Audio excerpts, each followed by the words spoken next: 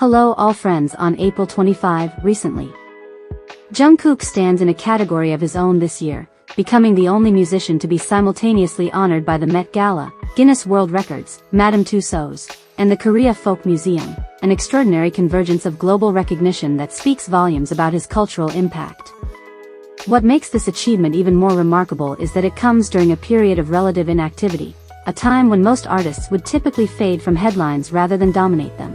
This rare alignment of accolades reflects not just popularity, but permanence. Each institution represents a different dimension of influence: high fashion, measurable global achievement, cultural iconography, and historical preservation.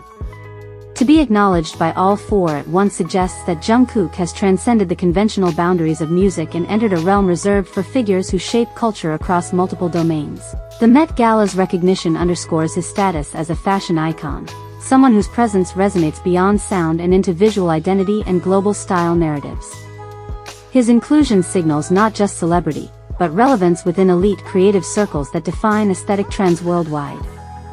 Meanwhile, Guinness World Records highlights his quantifiable success: records broken, milestones reached, and a level of engagement that can be measured but not easily replicated.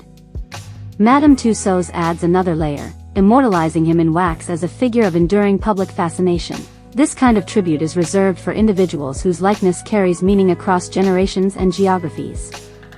It is not simply about fame, but about recognizability and symbolic value. Visitors who encounter his figure are not just seeing a musician, they are witnessing a representation of a cultural era. Perhaps most profound is his recognition by the Korea Folk Museum, an institution dedicated to preserving and interpreting the nation's heritage. This honor places Jungkook within a historical continuum, suggesting that his contributions are not fleeting trends but part of Korea's evolving cultural identity. It is a rare distinction for a contemporary artist, especially one still in the early stages of his career. Taken together, these honors form a narrative of influence that is both broad and deep. Jungkook is not only shaping the present but also being positioned within the frameworks that define legacy. His impact spans industries, continents, and generations, illustrating a kind of resonance that few artists achieve. That all of this is happening during a time of inactivity only amplifies the significance.